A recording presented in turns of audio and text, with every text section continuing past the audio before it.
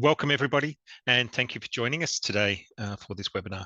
My name is Darren Britton, and I am the National Assistive Technology Project Officer at the Australian Disability Clearinghouse on Education and Training, that is ADCET for short.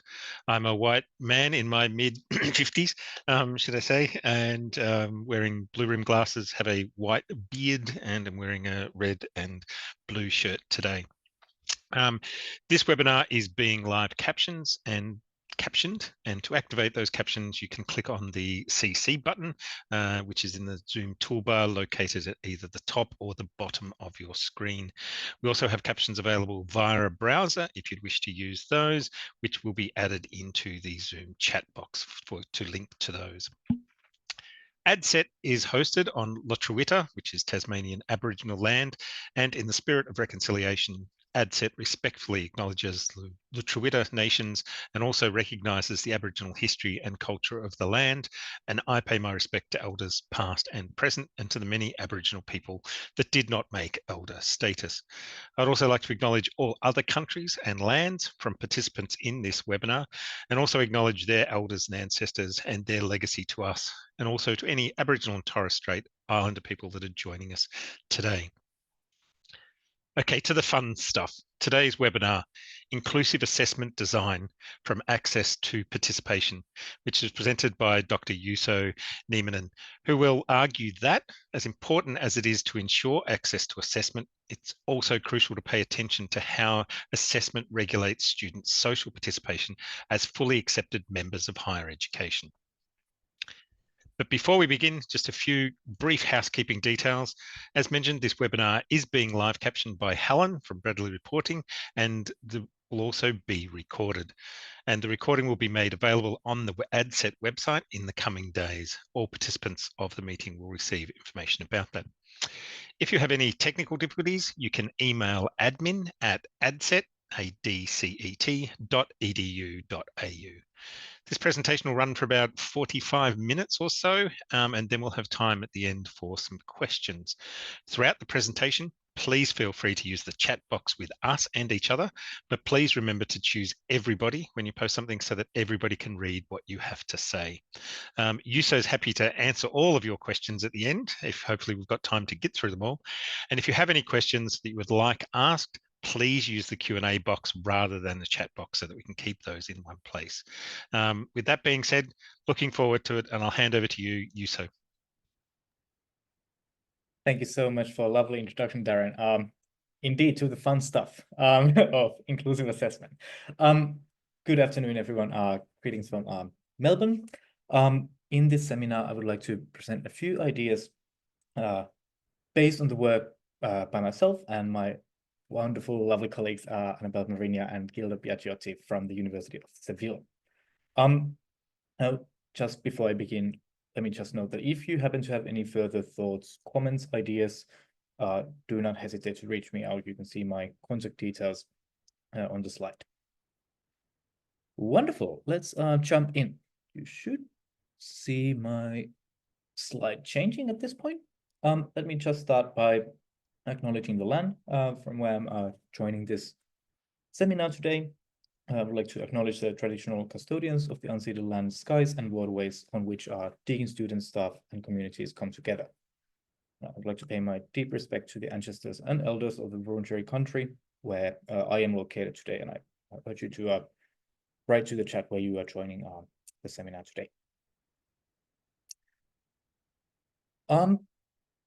Before jumping into the fun stuff, let me just note that the presentation is based on one study mostly, and it's an open access study. Just wanted to make sure that to note that if you want to read the full story behind this review study that we published with Annabelle and Gilda, you can have a look at this paper published in Educational Research Review.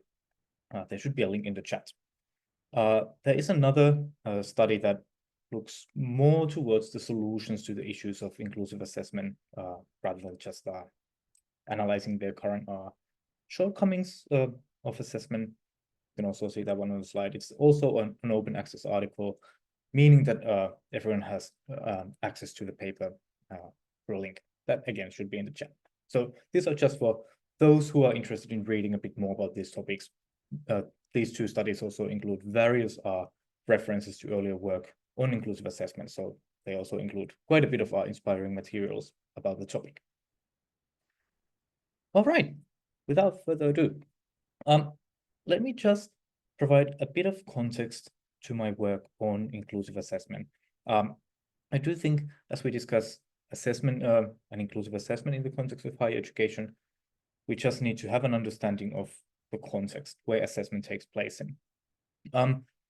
And to me, one key aspect to consider about the contemporary higher education systems is this idea of a universal system that has opened its doors to many historically underrepresented and marginalized students who have not historically been able to reach higher education in the first place, but now as higher education systems have expanded, many students have enabled access to this widened system of university and higher education more broadly.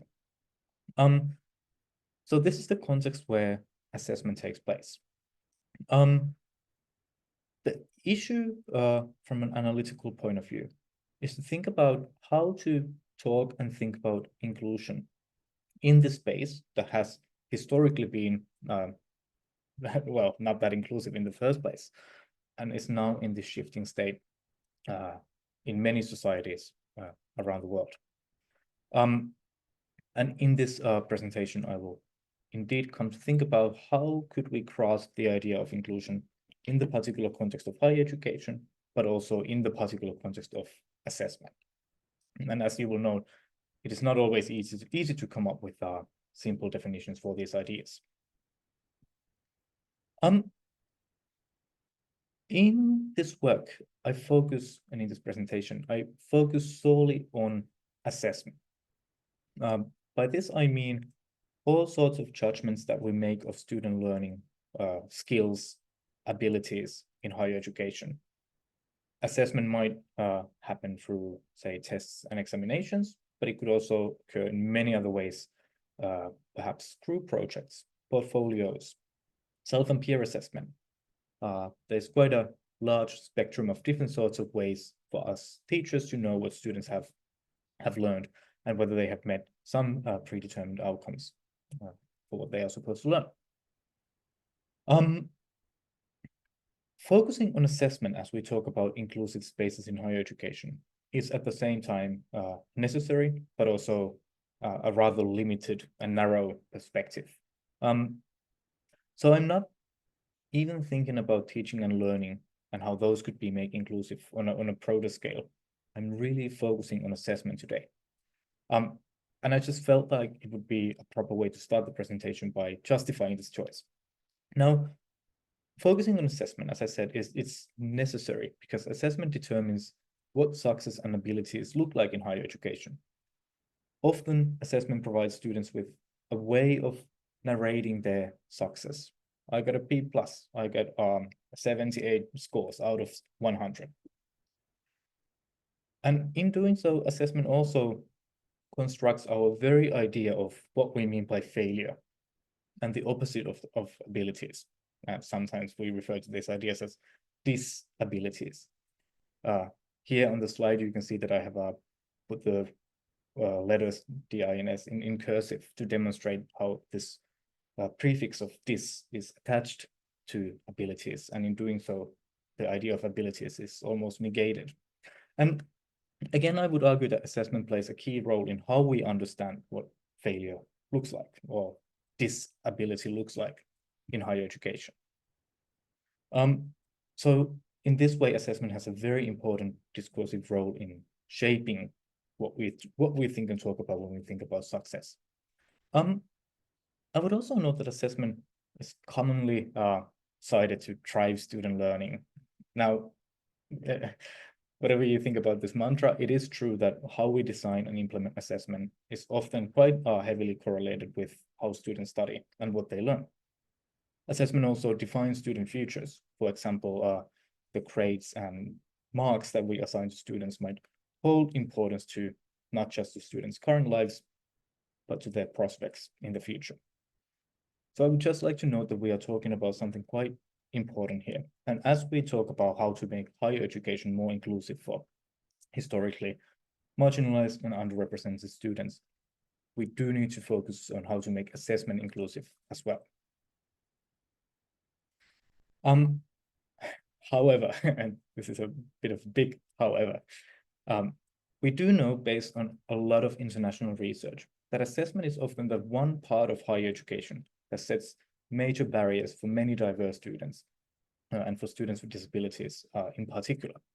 And indeed, in this presentation, I will mostly focus on this idea of disabilities.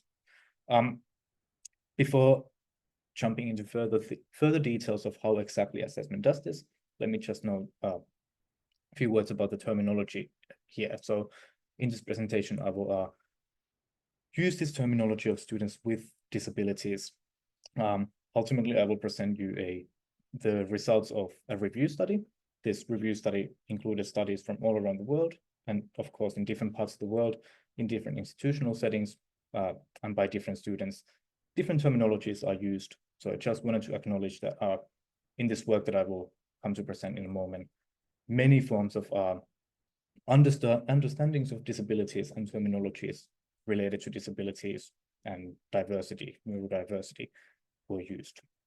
But this is the terminology that I'll use to grasp this complexity today.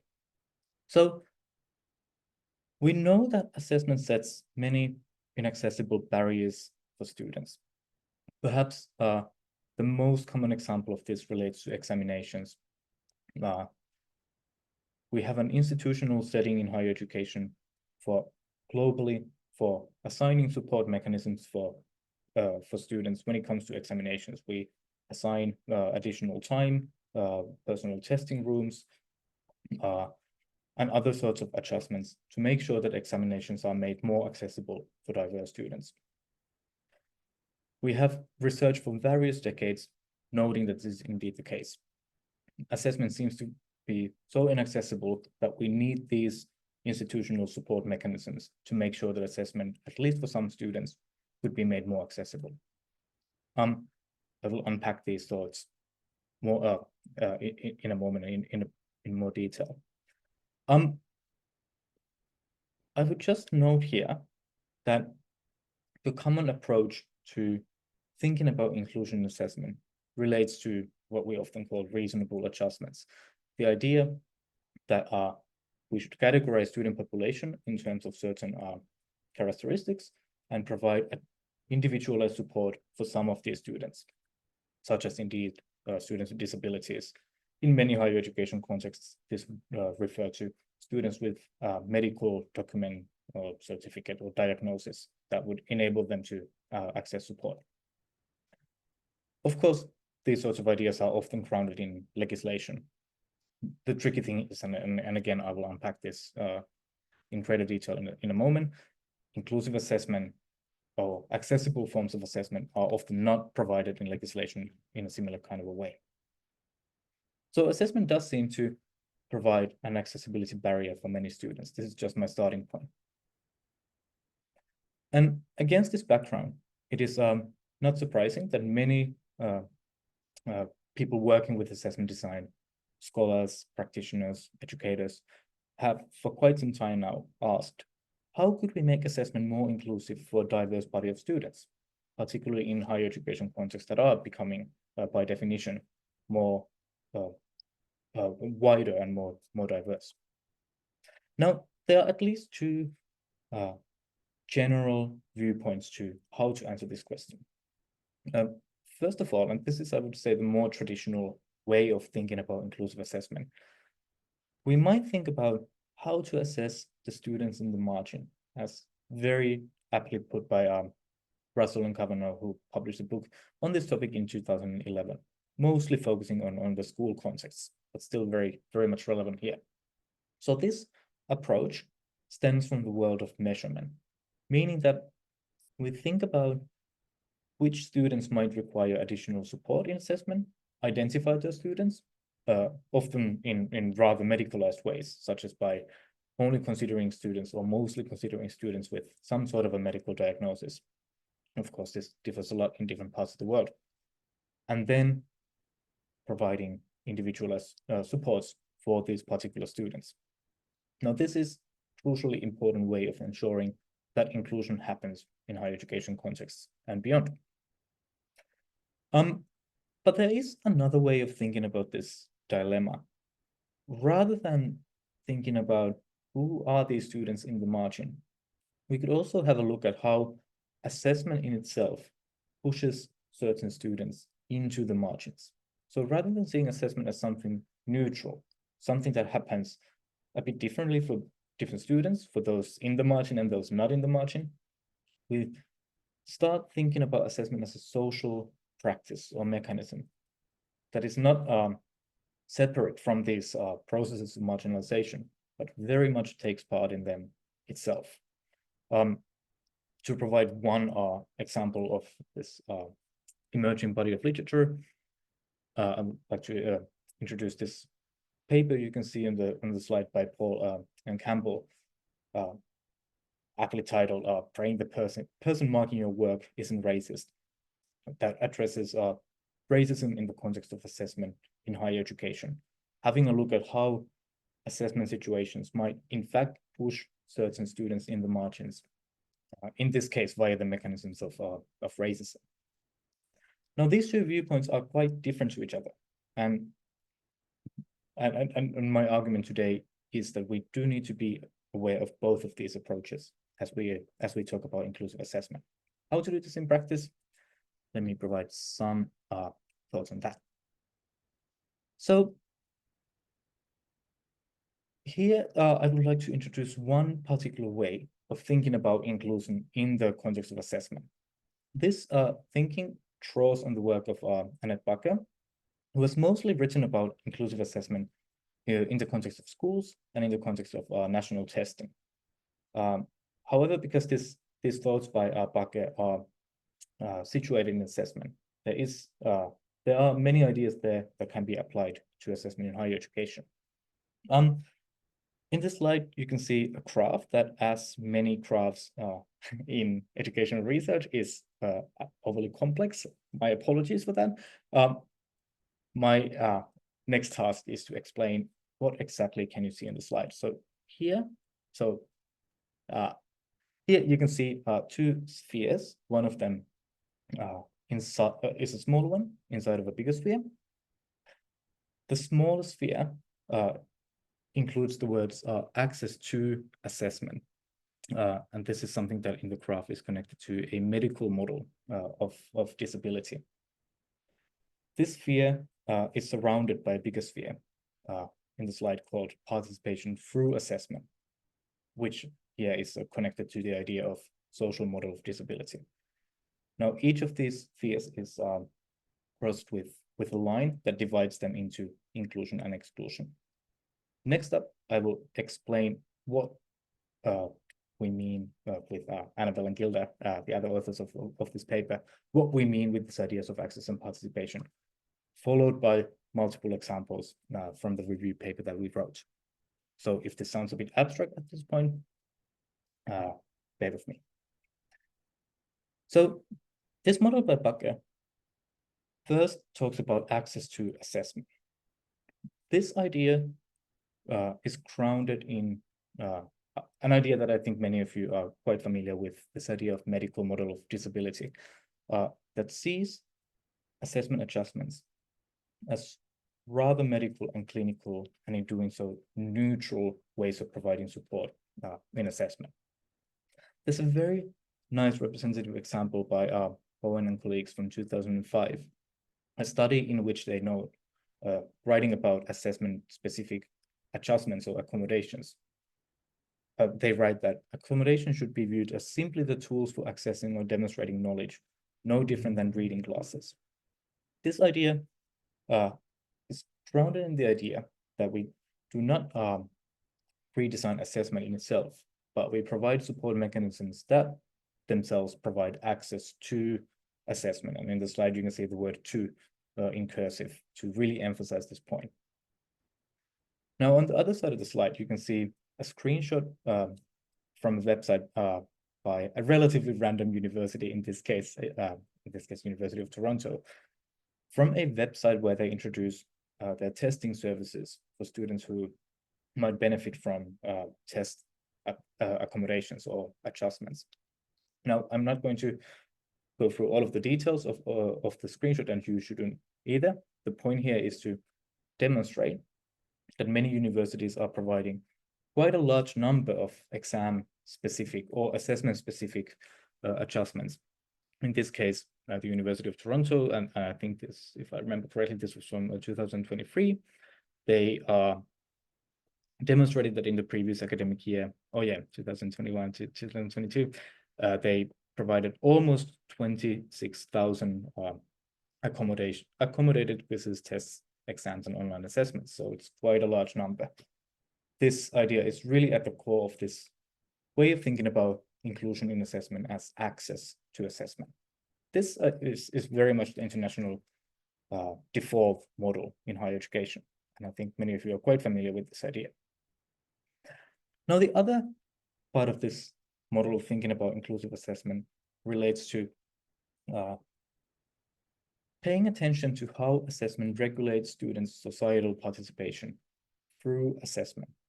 So here we understand assessment as a social practice through which various social consequences and effects occur. This idea is not completely separate from the previous idea of access to assessment, but builds on it. Of course, we need to provide access before we can think about wider societal participation. Here, rather than only focusing on inclusive assessment as a matter of access, we also pay attention to how students through assessment may or may not be portrayed as fully accepted members of academic communities. We pay attention to how assessment disables students. Indeed, focusing on the word how and what might be the consequences of doing so. In the slide, I have one example before providing many others from the review study. A few thoughts on that in a moment. So in the slide, you can see one example, now a bit dated already. It's from a news article considering extra time in exams, titled "Suitable Accommodations or Legal Cheating." It's already from 2016, so it's a bit of a dated article. I chose this as an example because it's a relatively timeless topic, and you can see similar articles are popping up every once in a while in Australia and beyond, pondering whether assessment-specific adjustments and accommodations are or could be considered as forms of cheating. Now, these sorts of ideas, I think, very aptly demonstrate how, through assessment and assessment adjustments and the discourses around them, we might frame certain students as potential cheaters, as potentially not fully accepted members of academic communities. And for example, in this case, one could analyze how assessment adjustments and the ways we think and talk about them are connected to how students come to be included or excluded in academic settings. Now, this idea of participation through assessment is very much related to the idea of who is seen as normal and able student in assessment, and again, through assessment. To me, this is a matter of whether and how assessment provides students with diverse ways of knowing, being, and becoming. These ideas might sound a bit abstract, but in fact, they are ultimately rather pragmatic, rather practical, and not always something very, very complex. On this slide, you can see a quote by a student who participated in an earlier study of ours, a student with learning disabilities in this case. The student was describing their dyslexia in the context of mathematics. The student was criticizing the heavily text-based culture of mathematics, where your mathematical abilities almost constantly must be demonstrated through text, written text. And instead, this student, the pseudonym Ua in the study, was referring to how using colors was already a way of making assessment more diverse and making making sure that the abilities of a more diverse student body could be represented. The student says in an interview, "Pictures and colors help us dyslexics a lot. Nowadays, I color code my materials, particularly if there's much mathematical yarn. I use green, turquoise, all the colors are in use. It's much easier to read than just black and white. An image can be worth more than 1,000 words." I really like this example by the student because it shows how a relatively minor innovation, in this case, allowing someone to use colors in their assessment, might already widen the different ways of knowing and being and becoming in higher education. So it's simple and at the same time a very powerful example. All right, let me just have a little bit of time. Next up, I'll jump to illustrate some thoughts on these ideas based on a literature review that we conducted with my colleagues Annabelle and Gilda. We were interested in seeing how inclusion could be conceptualized in the specific context of assessment. And to do so, we wanted to learn from earlier published literature, and particularly the types of literature that would introduce student voices. So we set 2 research questions for ourselves. First, what kinds of experiences do students with disabilities have about assessment and assessment adjustments? And second, how do these experiences reflect inclusion and exclusion as understood through these 2 ideas of access and participation based on the work of Annette Bakker? I'm very briefly noting a few things about the methodology. If you have further questions about this, I would be glad to have a chat later on. In the screen, you can also see a graph that illustrates the literature search process. The key point here is really in the fact that there were 42 studies coming from international settings that were finally included in the review. A few notions. We focused on qualitative studies, which means that we only included studies that aim to hear student voices through means that were not based on quantification. So we included studies that used interviews, observations, qualitative surveys, or open-ended surveys, ethnographies, and so forth. These studies were published between 2010 and 2022, and we only included studies that focused on assessment.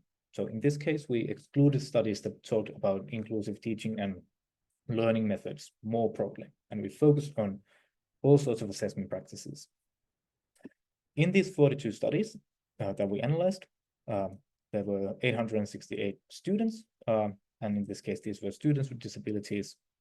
And here I really need to emphasize that the terminologies and definitions differed because this was an international literature review. What counted as a disability and how these studies talked about disabilities varied a lot. These studies were almost completely focused on interview studies, even though we were quite keen on including studies that would have used more diverse methods.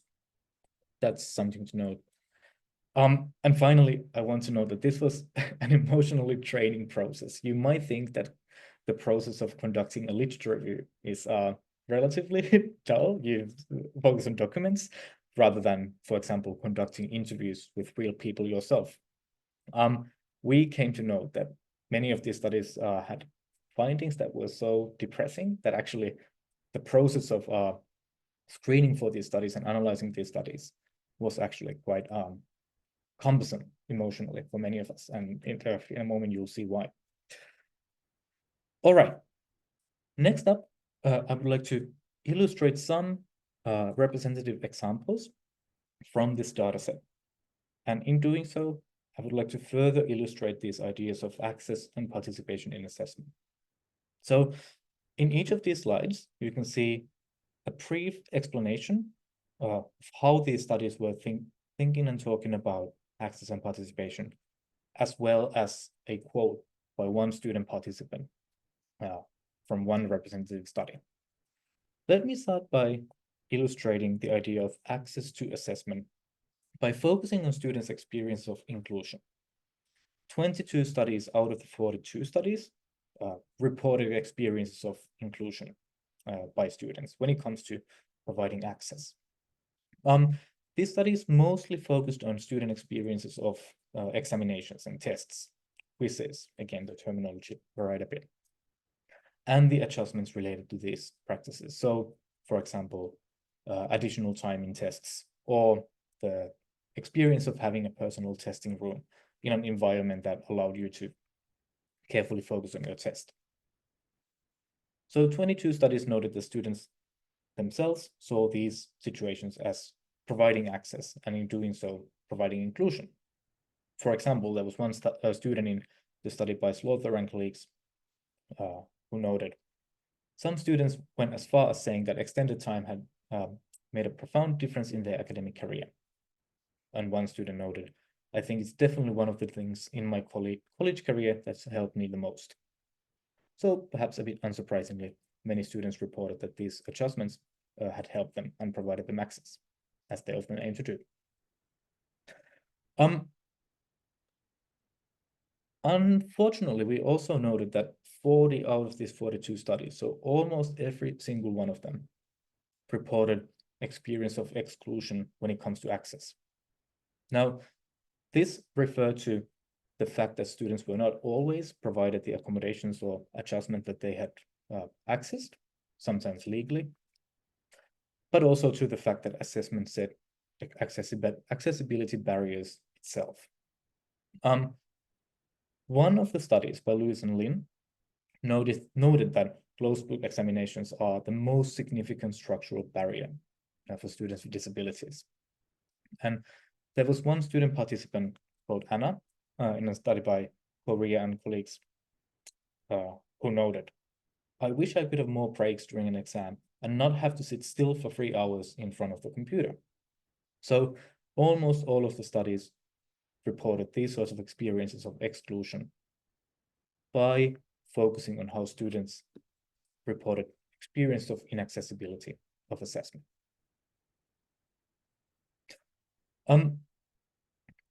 Many students also noted that the process of accessing assessment adjustments was inaccessible in itself. One student in the study by Bogan and colleagues called the process troublesome. Now, again, these were very, very commonly reported experiences in this dataset.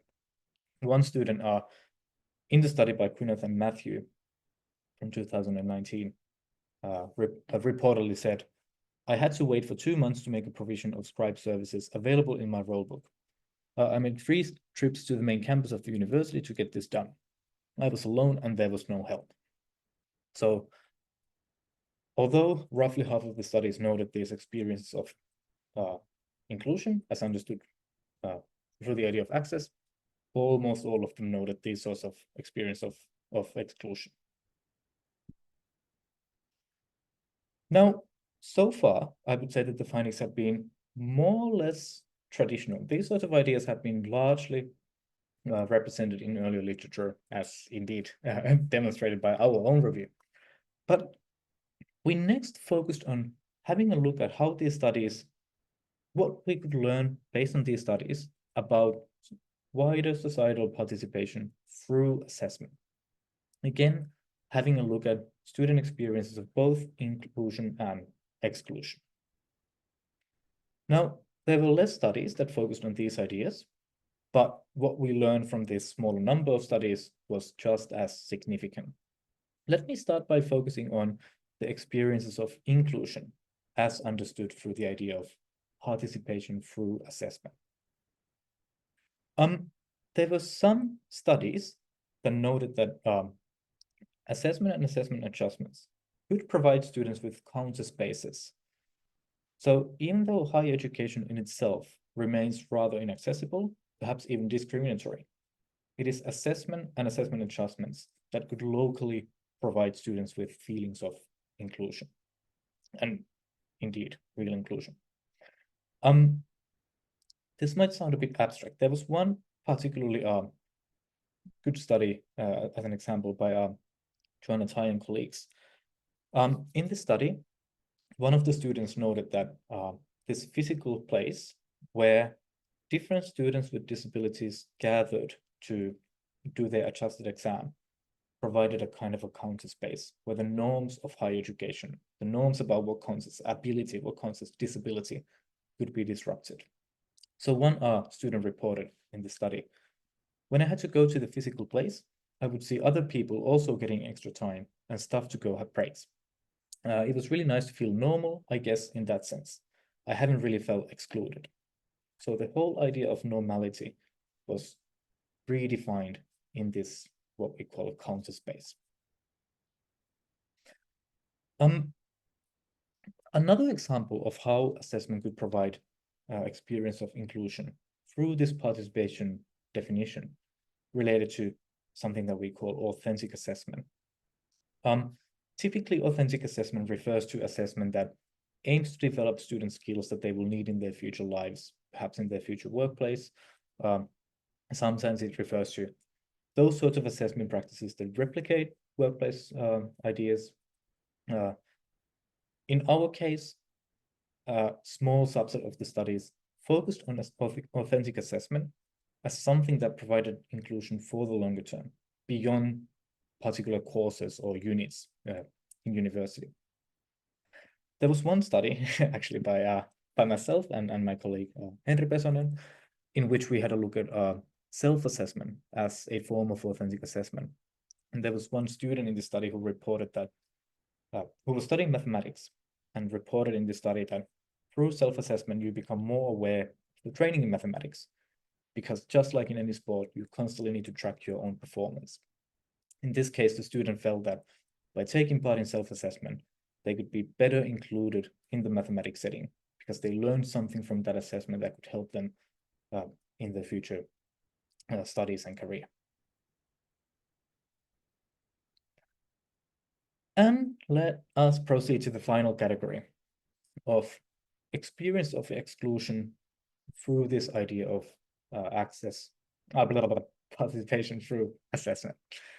Now, this is where it gets as depressing as this study gets.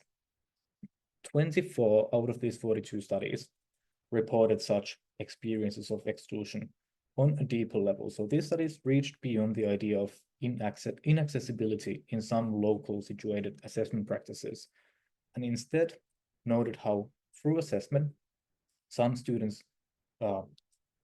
felt experience of exclusion on a much deeper level.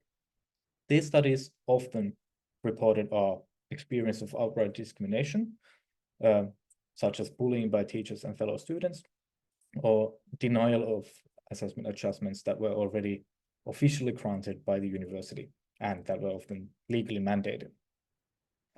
Now, on this slide, you can see two quotes by two students from two studies. In the first example, which comes from a student named Udoka in a study by Nama Ogechukwu from 2020, a student is describing the cumbersome process of getting another volunteer reader to an exam situation. The student says, sometimes we don't have volunteer readers in exams because the sighted students are not ready to be insulted by lecturers. So in this study, these volunteer students were actually bullied by lecturers because they were taking part in this volunteering program. In another study by Stampolchis and colleagues from 2015, there was one student who reported that most of the time you are afraid of speaking. They will think that you don't study, you don't care. So it's up to you to keep your fears or fight against them, which I think in a bit of a horrible way demonstrates this deep sense of exclusion in an academic space and how students and teachers are portrayed as in a kind of a battle situation when it comes to adjustments. In many studies, the students reported feelings of stigmatization and marginalization. And here I really emphasize that it was assessment that caused these experiences to happen. Assessment was the mechanism that rendered certain students as abnormal and unfit to academic settings. For example, here's a quote by a student named Terry in a study by Ertzen in 2011, who reported, it does cause physical separation in that respect. So the student is referring to adjusted exams in a separate space. You don't get to do things the way everyone else does, writing them with extra time and not writing them with class. You can't fix that, but it's always a little frustrating because you don't want to be abnormal. You want to be normal. You want to fit with the rest of the class. So I think this is a very apt example of how assessment in itself actively constructs an idea of normality and how students then need to relate themselves to that idea. And as a part of those processes, certain students taking part in assessment learn to understand themselves as abnormal.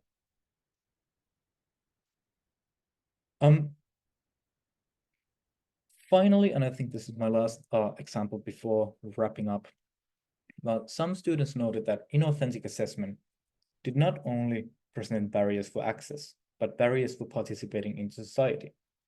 So we often think about, for example, an examination situation through the accessibility barriers that it presents to many students. And that's exactly how I started the presentation today as well. This is extremely important, but I do think it's also important to know that as we ask students to repeatedly take part in these situations, we also regulate their wider societal participation. This was noted by one student, a bit of a critical soul in a study by Madriaga and Quigley from 2010, a student they called Alan, who was heavily criticizing exams, stating, "Do you think it's actually a good thing sticking someone in an exam room for 3 hours anyway, whether they are disabled or not? Come on, think about it." The student here challenged the idea that exams would have any sort of value for university students because they don't really prepare you for the society after you graduate. Whew, okay, it's been a lot. Let me wrap up and then I'll be more than glad to answer some questions and I'll start some conversations with all of you. So what do we argue based on these findings from our literature review? The key point here is that we like to frame assessment as a matter of inclusion. This is important. We often think about assessment as a kind of a measurement process. We want assessment to be objective. We want assessment to carefully determine whether and how well students have met their learning objectives. As important as this view is, because we have so strictly focused on assessment as an objective process, we have neglected the social effects of assessment in good and bad. And I think our review that builds on student voices emphasizes the idea that assessment is very much a matter of inclusion and exclusion. It is not a neutral objective practice, but as students take part in assessment, they necessarily get included and excluded in academia in various sorts of mechanisms. And this really gives us a way of reframing assessment situations. Every assessment situation has the potential of regulating students' experiences of inclusion and exclusion.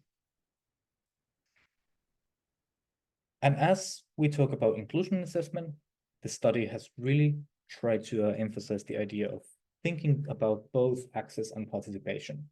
Of course, these are not two completely separate ideas. We do need to understand how they're intertwined. In this particular study, we separated them for the sake of our analysis, but I do think it's important to, in the future, to have a look at how they intersect. At the moment, the issue is that inclusive assessment practices and policies very heavily focus on accessibility and much less on participation. And I do think there is a need to rethink that such policymaking processes. So finally, let me wrap up by noting that I think the big question for future research, practice, and policy as well is that we do need to better understand how assessment promotes participation of traditionally marginalized and underrepresented students. It is extremely important to provide access to assessment. We can never forget about the importance of access, but I do think we need to pay greater attention to the processes of participation, both when it comes to inclusion and exclusion, and the role that assessment plays here. Whew, all right. Thank you so much. That was the those were the ideas that I wanted to present today. If you happen to get any further thoughts, do not hesitate to reach out to me. I'm also quite new to Australia. If there are some interesting ideas and you would like to seek out for some sort of a collaboration, again, please do not hesitate to reach out to me. Thank you so much, and let's open up the room for conversations. Excellent. Thank you, Juuso. Look, lots of love being shared on the screen there. Lots of applause, lots of hearts for that. And I think a lot that people can certainly relate to in your research. There's been much discussion in the chat and some similar findings from research in Australia and New Zealand as well. I'll get into some of the questions that we've got the time. So Margaret's asking, do you see the need to continue the inclusion process for students who've gone past undergraduate study? Those in postgraduate and beyond? Yeah, for once, an easy question. Yes, yes. Of course, there are some differences between under and postgraduate programs, but yeah, we do need to think about the process of inclusion for the whole educational pathway. Absolutely. Excellent. Unfortunately, some systems have different support mechanisms that are there. And I'm just wondering, just on that question, whether you found that as well. You know, there's the way that students are accommodated can be different according to whether they're undergrad or postgraduate, and whether any of the research looks at any of that. That's a very good question. That's also a matter of what gets reported in research, because these studies, these 42 studies, they very heavily focus on exams, tests. Maybe that's because those sorts of practices attract more research. I mean, the easy way out for me is to say that, of course, we need to understand different contexts and how inclusion plays out in these different systems. I guess to me, having worked in a couple of higher education systems, it's also a matter of whether the adjustment models that are quite dominant in most systems, whether they allow for that support for other assessment practices beyond examinations and tests. Yeah. Yep. And it seems to be a finding in my own research from various parts of the world that even though we officially grant adjustments to other sorts of assessments, say portfolios or whatever, that support is still actually not there in practice. So I'm not sure if that's an issue on a large scale. I think we're just identifying more and more issues as things come up. You've scratched the surface. Look, Giselle's asked a question here as well. Have any of the studies in the review been in the health education programs, and are there differences between disciplines? Oh, that's a very good question. Yes, there were health program studies. In this particular case, we did not focus on the disciplinary differences. I'm trying to think if I could. No, I don't think I have any particular insights here. Now, of course, there are disciplinary differences, particularly because assessment is strongly related to what counts as valid, legitimate knowledge in a specific context. Now, my own background is in mathematics, which is very far away from the healthcare settings, of which I know very little about. But the very idea of what counts as knowledge, ability, skill, it's such a contextual idea.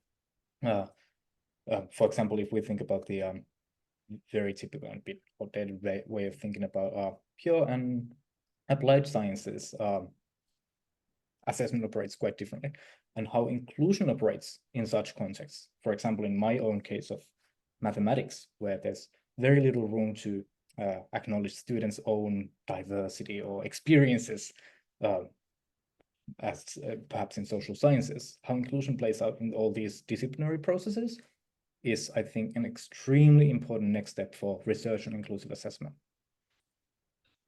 There's also a question here around feedback. How does feedback play a role in assessment? Well, it does play a very crucial role. We do know that assessment without feedback is not very sufficient for learning purposes, and that would also be the case for inclusion. So feedback design, of course, is at the very heart of assessment, based on the contemporary view of how these processes play out. Now, when I think about the role of feedback in providing inclusion in my own studies, I guess key mechanism for exclusion for many students with disabilities has been simply the lack of feedback, the lack of interaction between staff in higher education. This idea of studying by yourself and maybe receiving some scores or marks or grades every once in a while, but not sufficient dialogic feedback. That's something that I've noted in various studies of mine that I could note here. With lots of questions coming through, this is good. Have you explored any elements around spatial design of study spaces based on your research in assessment inclusion? I have not, but that would be such a lovely idea. Having a look at how the actual spatial design plays out in this experience of inclusion and exclusion. That would be an absolutely wonderful idea. Now I have had let me phrase this differently. I've in my research, I've often had students recall these experiences. For example, I'm originally from Finland, and in the Finnish university setting, according to my large-scale findings, it's not that uncommon that if you have been provided additional time in your exam, you still conduct the exam in the same exam hall as all students, which means that when the exam time is over, only some students remain in the hall and everyone else can see them at that point. So that would be an experience that have been recalled to me over and over again, an experience of exclusion that many students share communally in the Finnish system. Again, this may or may not resonate in the Australian context. Again, I'm quite new here, but this would be, I would say, a wonderful example of those sorts of spatial processes where you are excluded in a space in front of everyone else in a hyper visible way that I think would be very interesting to study through methods that would acknowledge that spatial element. Yeah. Sorry, a messy answer. Definitely. Yeah. And look, we probably all relate to, where some students with accommodations are put into a specific spot within the room, or that some areas, have different lighting and those kind of things. So it just, amplifies the difference that's there, as we'll say that. Yes, great. Charlotte's saying she'll follow up with you about that, Juuso, because it would certainly be interesting. Now, look, you did touch on some bits with where to next with your research, and are you exploring or co-designing with inclusive assessment opportunities with students? Yeah, absolutely, and that's you answered your own question quite quite beautifully. Yeah, the partnership with students is certainly something that I've started to explore. I definitely direct you to the wonderful work by Joanna Tai from Deakin University as well, who's been doing with her team. They have been doing research on some partnership with students with disabilities. So this is definitely one way of making sure that this nothing about us without us principle is seen in assessment as well. Now, the slogan is already quite well known, but whether that's very systematically shown in assessment work or assessment design, I'm not sure about that. And something that I would like to emphasize here is the idea of co-designing assessment adjustments together with students. This is, again, something that may or may not resonate with the Australian context. In the Finnish context, this is something that many students with disabilities really hope to be happening, that they have all this knowledge about how assessment adjustments and the process of acquiring them would be made more accessible. But there's not really a systematic mechanism of hearing those student voices. So Yep. Excellent. Look, there's a couple of questions as well around, interested in doing research on those most effective forms of inclusive assessment. Coming up with a list of recommended tools or principles or strategies that could apply to courses as robust alternatives to exams and tests and quizzes. yeah, well, here the word effective is a bit of a tricky one. You could think about this from the viewpoint of access and participation. And now, maybe one thing that I could emphasize here is that I know that our study really puts exams and quizzes in a very negative light by focusing on student voices. Now, of course, they do still have their role in higher education. There's just many more accessible and more inclusive ways of using those same tools. So they can be robust. They can be wonderful tools in providing knowledge about what students can do, what they can't do. But I do think there's a lot more work to be done to make them a bit more accessible and justifying to students why they're being used and what kind of knowledge they can provide and what to do with that knowledge. But what are the most effective forms? I mean, this sounds like an empirical question to me, and it's also, again, a very contextual issue. Yeah. There was the one question about disciplinary differences. My answer would be quite different in mathematics than in the health context that was raised by the previous question. So it's always a bit tricky to say anything. But I don't want to be the researcher who says, well, it always depends. Maybe something that I could know that some of these studies, they were focusing on portfolios, which is not a very innovative thing anymore. I think there were studies from like the late 1990s saying that digital portfolios can be effective for learning, but there were certainly studies that noted that digital portfolios allowed students to store artifacts of their learning and abilities in ways that could be more diverse and maybe demonstrate their own personal viewpoints, histories, again, in more diverse forms. And I do think there's some potential there. Not an easy solution. I don't want to say use portfolios everywhere all the time, but there is some potential here thinking about how we provide students with opportunities to demonstrate their diverse abilities. Oh, look, we're certainly touching into universal design principles and Okay, things, which is again very context specific, depending on students, etc., which leads to a few other questions that are there. I just want to finish because we'll just need to wrap this up. But in relation to that, was there any studies that commented specifically on accessibility in relation to that online assessment and/or exclusion, I suppose, from those assessments? Online assessment, yes, and these would have been studies about accessibility and inaccessibility. So many of these studies noted elements of inaccessibility when it comes to online assessment design. Things like assessment systems that don't allow screen readers for you to complete your quiz. So yes, but I'm not sure the online element of assessment was a big dimension in the studies about participation. So these would have been very access-focused studies from the top of my mind. Excellent. Look, I am conscious of the time and people do have to run to some different things, but please, everybody, can you join me in thanking Juuso for this fantastic presentation today, and also a shout out to Helen, our captioner, for live captioning today. Look, fascinating topic. We will post Juuso's details and contact details, so if you'd like to continue the discussion, certainly with Juuso said feel free to reach out and get in touch. So thank you once again. Look, an email will be sent out when the recording of this webinar is available, when we put it up onto the ADCET website in the coming days, and please feel free to share this with your colleagues and continue the discussion. We'd also ask that you're able to complete a short survey on this webinar, which we'll put into the chat box now, and also sign up for our newsletter if you aren't already.